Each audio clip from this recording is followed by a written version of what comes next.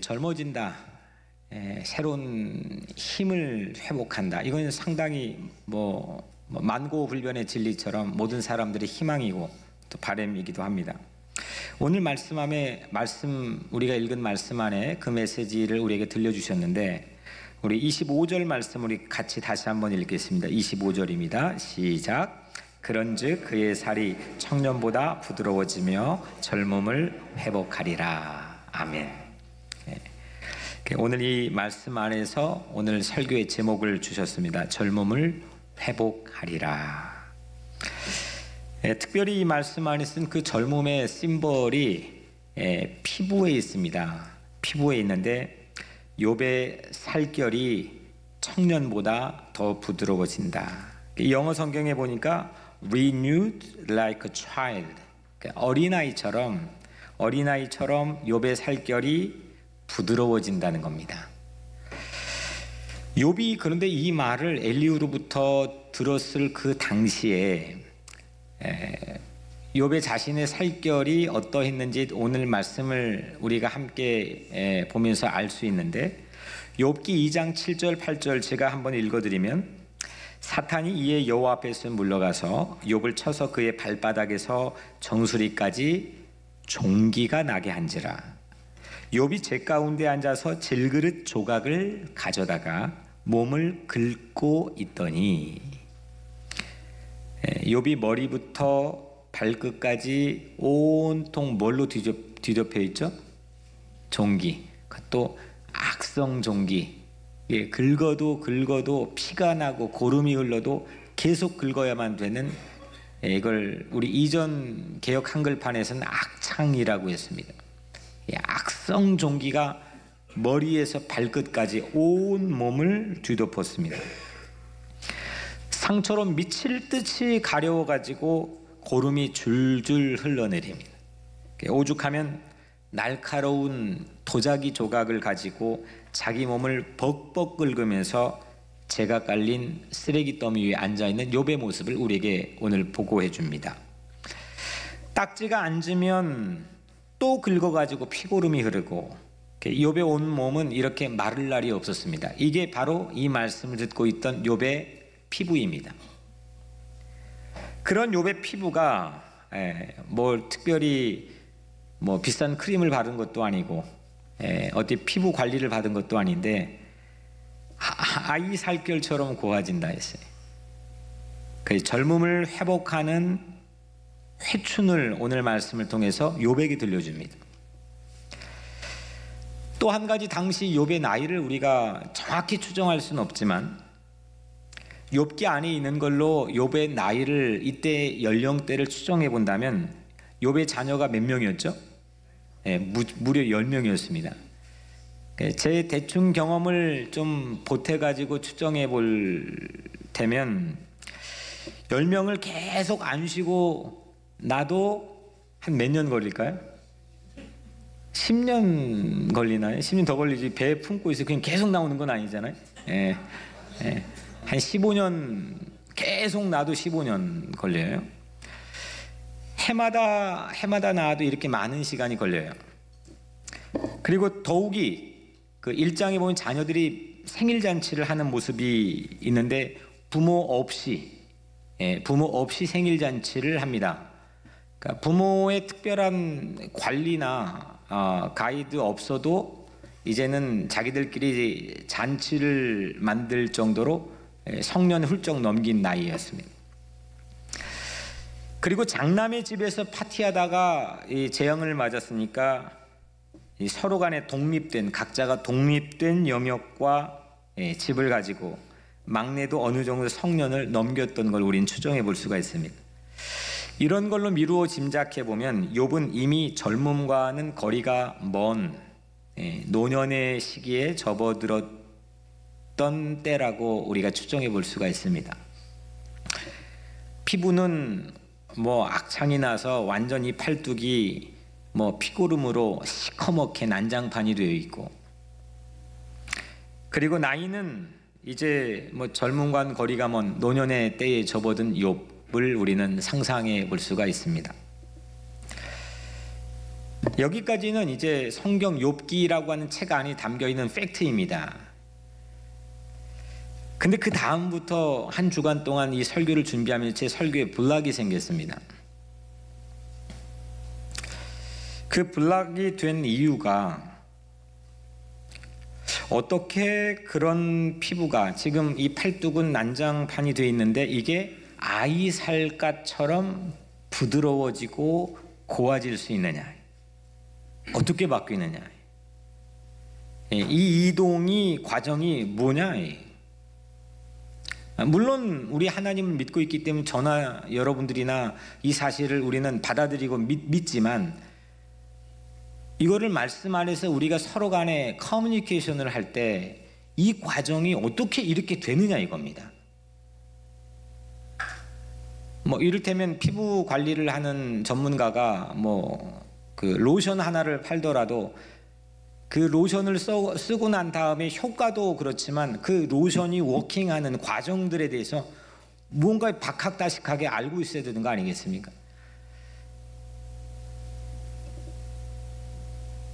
그 노년의 삶이었던 욥이 어떻게 젊음을 회복할 수 있느냐. 더욱이 욥은 지금 이 상황에서는 자기 삶의 환경이나 자기의 삶의 내면에 조금치도 나아질 수 있는 기미가 보이지를 않습니다. 이게 이렇게 된다. 여기서 스탁이 완전히 제 설교에 블락이 생겼습니다. 왜냐하면 이거는 완전히 거듭남, 다시 태어나는 거 아니면 이거는 불가능한 일이기 때문입니다. 이거는 미스테리입니다. 신비입니다. 욥의 살갗은 머리에서 발가락 끝까지 온통 악창으로 뒤덮여가지고 매일 제이 앉아가지고 날카로운 도자기 끝으로 자기 몸을 긁고 연일 그렇게 하고 있는데, 그래서 자기 몸이 그걸 보여주고 있는데 이게 아이 살갗처럼 부드러워진다.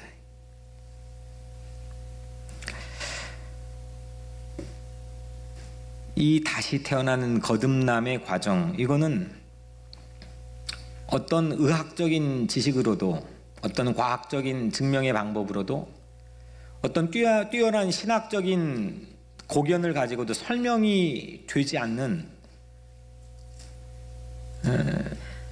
미스테리입니다. 신비입니다.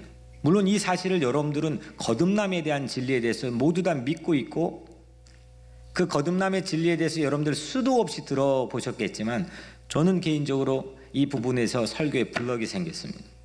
상당히 많은 시간 동안 움직이지 못했습니다. 그래서 오늘 사실은 어제 저녁까지 큰 일주일 동안 고민하고 설교의 블럭 가운데 씨름을 하면서 어제 거의 늦은 밤까지도 제 아내에게 오늘은 처음으로 설교 원고를 쓰지 말아볼까 이런 마음이 자꾸 생겨. 정말 하나님에게 내 삶의 모든 것이 영역과 시간과 에너지를 다 내어드린다는 게 어떤 지점인지, 그래도 못 참고 또 일어나가지고 써가지고 오늘 이렇게 왔지만 한 주일 내내 깊은 고민이 되었습니다. 이게 뭘까?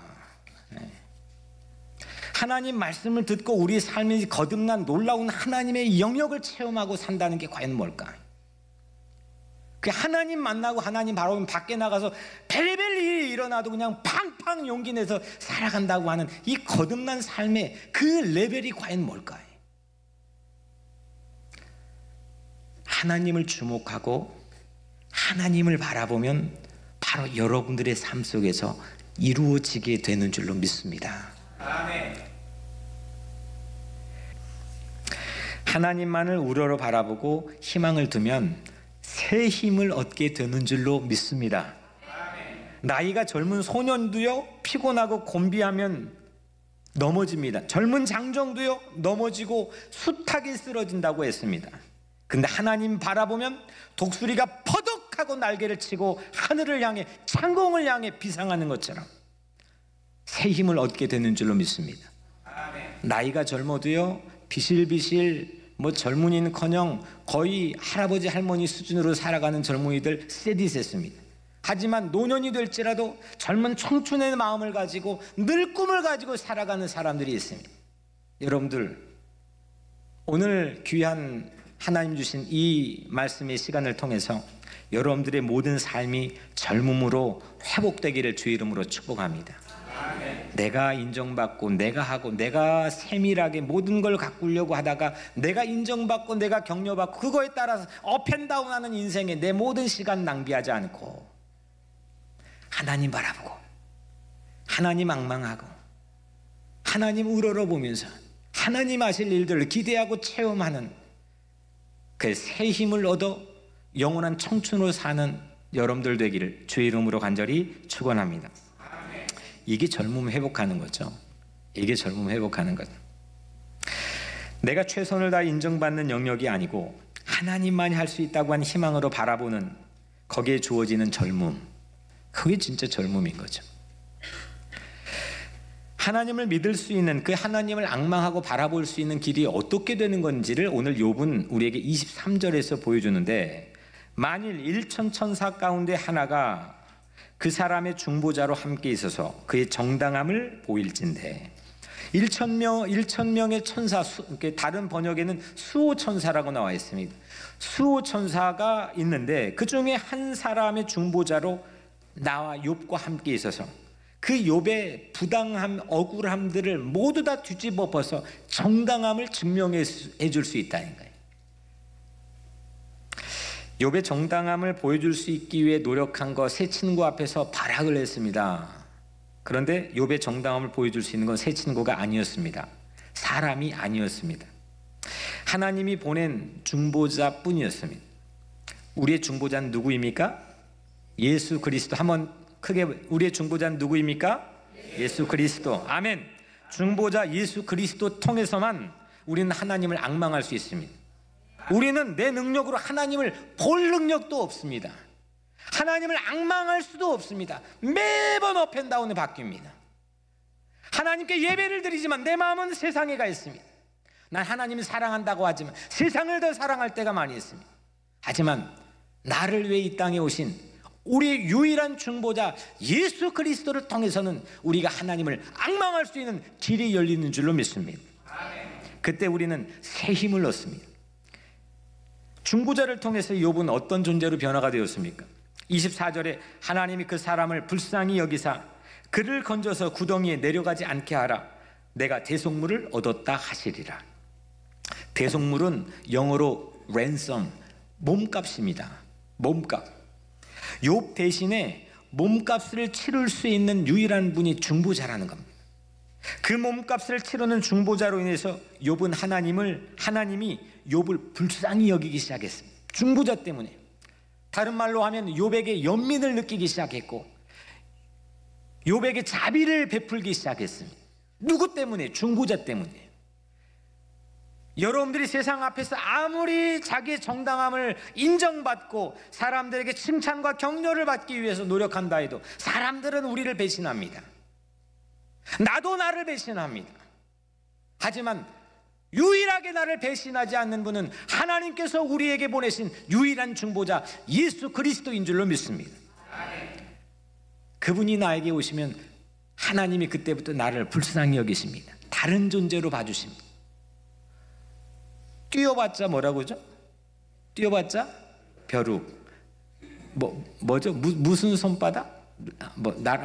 날아봤자인가요? 네, 부처님 손바닥. 왜 여기서 또 부처님이 나왔지? 부처님 손바닥. 해봤자 거기라는 겁니다. 해봤자. 이런 존재가 백날 뛰어난 재능과 노력과 수많은 에너지를 가지고 역사 속에서 해봤는데 뛰어봤자 벼룩이라는 겁니다. 근데 이런 존재가 바뀌었는데 진정한 불쌍히 여김, 연민, 자비, 사랑, 은혜를 받기 시작하는 존재로 바뀐다는 겁니다. 그리고 욥을 건져서 구덩이에 빠지지 않게 한다는 겁니다. 왜냐? 내가 하나님이 대속물을 얻었기 때문이라는 거예요.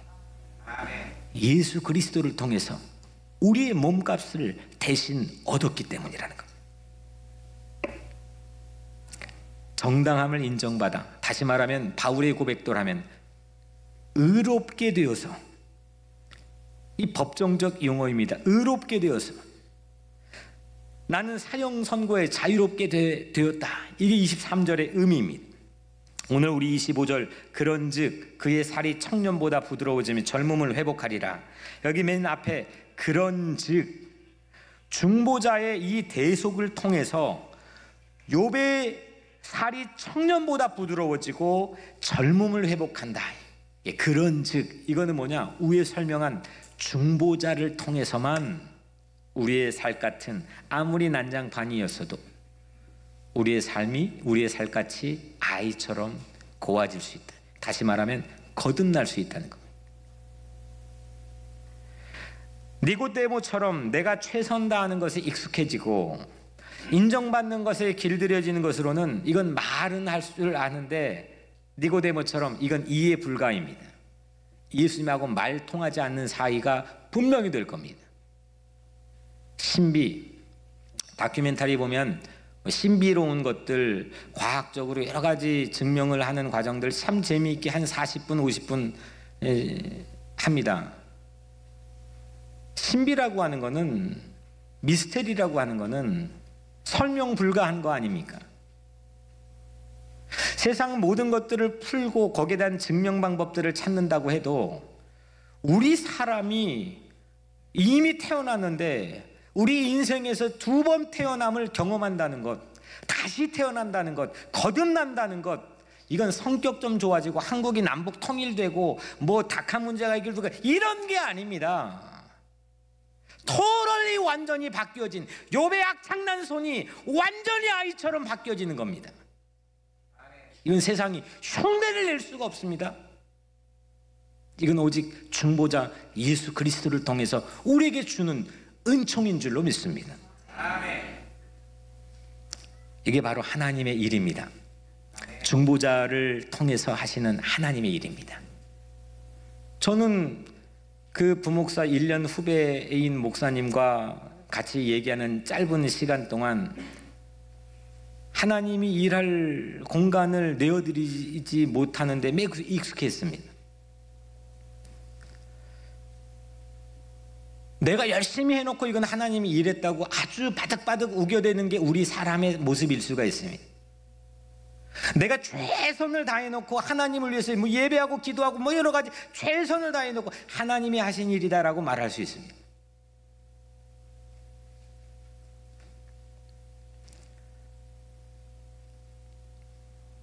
하나님은 말만 하고 내가 인정받는 욕구만 나도 모르게 채워져 있다면 거듭남의 이 놀라운 미스테리 앞에서 우리는 놀라움을 가질 수가 없습니다. 전지전능하신 하나님의 전적인 주권을 앙망하고 거기에 희망을 두고 바라보시기를 축복합니다. 젊음을 회복하게 될 것입니다. 피고름이 연일 흐르는 것은 비단 욥의 살갗뿐이겠습니까? 여러분들의 마음의 피부도 분명히 그런 비슷한 욥의 팔뚝과 같은 모습일 수도 있습니다. 여러분들 주변의 환경의 살갗도 그와 비슷한 모습일 수도 있습니다. 악창이 나고 피고름 냄새가 흐르고 앞이 보이지 않고 캄캄한 절망 가운데 처해 있는 여러분들의 환경, 가정, 교회, 모든 신앙, 영혼의 모습입니다. 우리 조국의 현실도 그렇습니다. 하지만 중보자 예수 그리스도의 보혈이 그 모든 환부의 이 시간 뿌려지기를 주의 이름으로 축원합니다. 하나님께서 치료해 주실 줄로 믿습니다. 내가 하지 못하는 것 하나님이 하실 줄로 믿습니다. 하나님 만지시면 고쳐지시는 줄로 믿습니다. 오직 하나님을 앙망하시길 바랍니다. 세상에서 자꾸 내 가족, 내 삶, 내 교회, 내 민족 여기에 대한 울타리 담을 쌓고 살아가다 보니까 하나님의 놀라운 천지 만물을 움직이는 거듭남의 놀라운 권세와 능력을 우리는 느끼지 못하고 살아갑니다.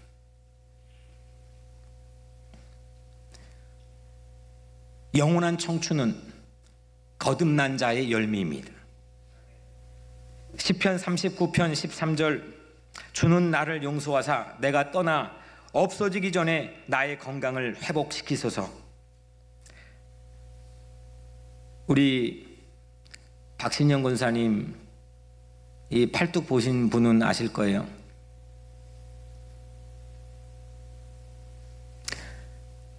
일주일에 몇 번씩 숱하게 바늘을 꽂아서 시커멓게 된 이 팔뚝. 하지만 우리 중보자 예수 그리스도가 임하면 그의 건강이 회복될 줄로 믿습니다. 박신영 권사님 뿐이겠습니까? 여러분들의 삶의 영혼의 마음의 팔뚝은 어떻습니까? 죄다 망가져 있지 않습니까? 세상 근심 걱정 불안에 모두 빼앗겨서 구제불능의 상태에 있지 않습니까? 하지만 중보자 예수 그리스도가 오늘 여러분들의 보혈에 피 묻은 손으로 만져주시면 여러분들의 마음의 청춘이 회복될 줄로 믿습니다. 그 회춘의 장소가 교회입니다. 시편 52편 8절 나는 하나님의 집에 있는 푸른 감람나무 같으며 하나님의 인자하심을 영원히 의지하리로다. 아멘. 하나님 앞에서 영원한 청년들인 우리는 푸른 감람나무 같다 했습니다. 푸른 감람나무처럼 하나님의 인자하심만을 영원히 바라보고 앙망하고 의지하는 삶입니다. 말라기 4장 2절 내 이름을 경외하는 너희에게는 의로운 해가 떠올라서 치료하는 광선을 바라리니 너희는 나가 외양간에 나온 송아지같이 뛰리라. 아멘. 하나님을 경외 앙망 믿으십시오. 그러면 의로운 해이신 예수 그리스도의 치료의 광선이 여러분들을 위하여 발하여 주셔서 우리는 외양간에서 기운 펄펄하게 뛰쳐나오는 송아지처럼 젊음을 회복하게 될 줄로 믿습니다. 영적으로 젊어지시길 바랍니다. 나이가 젊어도 영혼은 노년이 될 수도 있고 나이가 노년인데 영혼은 늘 푸르른 상록수와 같은 청춘일 수가 있습니다. 이사야 53장 5절 그가 찔림은 우리의 허물 때문이요 그가 상함은 우리의 죄악 때문이라. 그가 징계를 받음으로 우리가 평화를 누리고 그가 채찍에 맞음으로 우리가 나음을 입었도다. 중보자 예수 그리스도는 내 몸값을 치르시기 위해 십자가에 올라가셨습니다. 그리고 그는 우리의 희생제물이 되어 죽으셨습니다. 그게 하나님의 사랑이고 그게 하나님의 일입니다. 그걸 바라보면 어떤 세상의 어려운 고난도 우리는 거듭난 자의 발길로 용기 있게 걸어가게 될 줄로 믿습니다. 그가 채찍에 맞음으로 우리의 영혼의 살결이 아이처럼 거듭나게 될 줄로 믿습니다. 사랑하는 성도 여러분, 우리에게 중보자 예수 그리스도를 보내신 하나님을 앙망하십시오. 여러분의 그 어떤 상황에 악창이 났을지라도 그 살이 아이처럼 부드러워지게 될 줄로 믿습니다. 외양간에 나온 송아지처럼 하나님 집에 푸른 감람나무처럼 허리 잘린 내 조국도 우리의 모든 삶도 가정도 영원한 청춘으로 젊음을 회복할지어다. 오늘 이 놀라운 은총이 사랑하는 모든 여러분들의 삶에 있게 되기를 주의 이름으로 간절히 축원합니다.